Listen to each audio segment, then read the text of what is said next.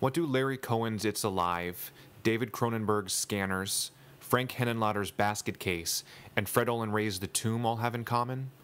They were all the inspiration behind a movie I made in high school called Infanticide. My filmmaking career began at the age of 15 with a camcorder and a cockatiel in a movie appropriately titled Attack of the 50-Foot Cockatiel. It was every bit as bad as the title would suggest. Just to give an example of the badness this movie exudes, here's a mad scientist, here's a 50-foot cockatiel, and here's a 50-foot cockatiel stomping around a major city. Now, I wanted my next movie to be a step up from the awfulness of the cockatiel movies. After pondering ideas for a few days, I stumbled upon the word infanticide in the dictionary. After reading the definition, I decided that this would not only make a great title for a horror movie, but a great plotline as well. Parents killing their babies. Now that's pretty horrifying. Now, being in high school at the time, I had to write the script during most of my classes. Then I convinced my friend Aaron and my sister Sandy to star in this thing with me. Aaron plays Robert Goldstein, husband to Linda Goldstein, who is obviously pregnant with child. Now, this being a horror movie called Infanticide, we can only assume that the pregnancy isn't going to go as planned. My character is a doctor named Daryl Revick, which is the Michael Ironside character from David Cronenberg's Scanners. Now, Revick comes to the house to deliver the baby, and in this rather intense scene, we witness the birth of a monster baby. Now, here's the monster baby from Larry Cohen's It's Alive. And here's the monster baby from Infanticide. Yep, you guessed it. I used Cabbage Patch Kid dolls as the monster babies in my film. You remember those popular little bald-headed baby dolls from the 80s? Here's a monster baby attacking in It's Alive. And here's a monster baby attacking in Infanticide. Now, I suppose I could have burned up their faces or smothered them with blood to make them look more horrifying, but I didn't. Now, the reason behind the monster babies in Larry Cohen's film has something to do with fertility drugs. In my film, it's a little bit more complicated than that. You see, Linda is actually the reincarnation of a witch named Nephratis, who during the 1600s tried to take over the world with an army of monster babies. Unfortunately for her, but luckily for us, she was caught and burned at the stake. Now, I borrowed the name Nephratis from the Fred Olen Ray movie The Tomb. Nephratis was the name of the Egyptian witch whose tomb is desecrated. Now, we learn all this because my character notices a necklace that Linda's wearing. And after researching through some old texts, traces the necklace back to Nephratis, and by putting two and two together, surmises that Linda must be the reincarnation of Nephratis. The plotline continues to get sillier as we're introduced to yet another new character, this time my Siamese twin brother who was separated from me at birth. Now, horror movie fans may recognize this plotline from Frank Henenlotter's Basket Case. Here's the Siamese twin from Basket Case, and here's the Siamese twin from Infanticide. This adorable little creature was called a boglin, and looked quite realistic, like something that could have been created in Jim Henson Studios or something like that. In fact, when you slid your hand up his stomach, you were able to move his eyes back and forth like so. Pretty cool.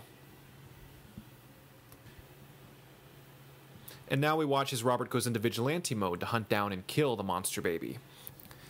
Now, at this time, I was a huge fan of Italian director Dario Argento. Dario had a habit of using inappropriate rock music in a lot of his horror movies. For instance, the scene in Creepers where the girl's being chased by a killer to the tune Flash of the Blade by Iron Maiden.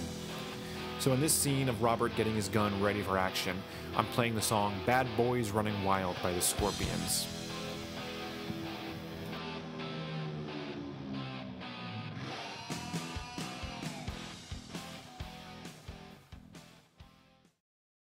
Now, Revick tries to convince Robert that his wife Linda is the reincarnation of the witch Nephratis.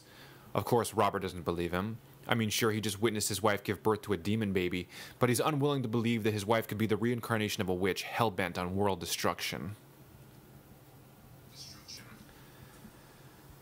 Of course, Revick turns out to be right, and Linda actually is the reincarnation of the witch Nephratis. And in this long-winded dialogue exchange, we learn that this little guy is actually not my Siamese twin brother, but an alien named Xantorin from the planet Eros, who came here during the 1600s to populate our world with his seed. Yes, that's right, the monster babies are his spawn. He tried and failed in the 1600s, and now, 300 plus years later, he's willing to give it another go.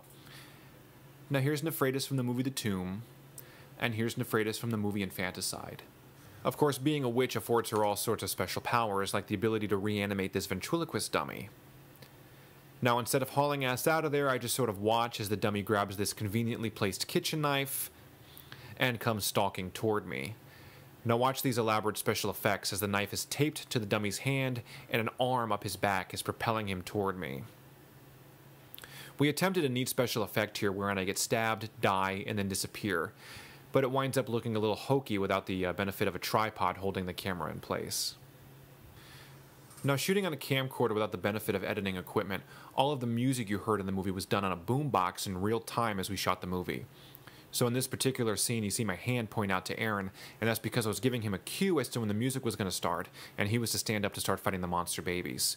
Unfortunately, my hand went in front of the camera lens. Now here's a fun little scene, one of the few action scenes in the movie where he gets to fight 3 of the monster babies. This first one jumps out at him and ends up getting stuffed into the microwave, sort of my homage to the scene in Gremlins. This second baby leaps out from the corner, winds up getting stuffed into the blender. And the third baby, which is just sort of minding his own business in the corner, gets stuffed down the garbage disposer. Now, I was very anti-using fake blood or anything like that because when the movie was done shooting, I didn't want to have to clean anything up. So all of these scenes, which could have been really, really bloody, play out rather bloodless. In fact, totally bloodless. Now that all the mayhem is over, Robert discovers this conveniently placed amulet on the floor, and also this conveniently placed text, which tells him that the amulet is used to ward off evil forces, though it didn't do Dr. Revok a lot of good. Now he also discovers in the text the one and only way to kill the witch Nephritis, which is with the cyclosporine. Of course, cyclosporine is an immunosuppressant drug given to organ transplant patients, but at that time I just thought it sounded like a cool name for a weapon. Now Robert wonders if maybe Dr. Revok happens to have that particular weapon here in his house, and if he does, surely he must keep it somewhere in his kitchen. Not in these top 2 drawers. Maybe in the cabinet beneath the drawers? Aha, the cyclosporine, which coincidentally looks like the razor blade glove that Freddy Krueger wears in the Nightmare on Elm Street movies. And in yet another homage, this time to Evil Dead 2, after putting the glove on, Robert spouts the immortal line, "Groovy," a la Bruce Campbell. Now Robert races home to do battle with the witch Nephritis, the glove on one hand, the amulet in the other. Now it does seem rather odd that he doesn't seem too broken up by the fact that his wife is a reincarnated witch and his baby is a monster baby. He demands she give him the monster baby, and ask and you shall receive. We watch as he tackles foolishly with the baby, and now pay no mind as the blade on the glove bends as he stabs the baby. Another attempt at a special effect here as the witch turns into a wolf woman, for no other reason than that she's a witch and we had a wolf mask lying around. Now this well-choreographed fight scene. And then Robert scoops up the amulet and off to the kitchen he races. Again, pay no mind to the fact that this kitchen looks just like Dr. Revok's kitchen. Now, even though Nephritis claims to be immortal, Robert stabs her through the stomach with his cyclosporine glove. We watch as she turns human, and then we watch as she falls over and disappears. We were sure getting our mileage out of that effect. Now we think all is hunky-dory, except that we forgot that Zentorin is alive and well and living in the dish cabinet. And then, to keep the door open for the inevitable sequel, we have Nephritis reappear behind him carrying the kitchen knife. He screams or smiles or whatever, the screen turns red and the movie ends. And yes, the movie was followed by 2 sequels.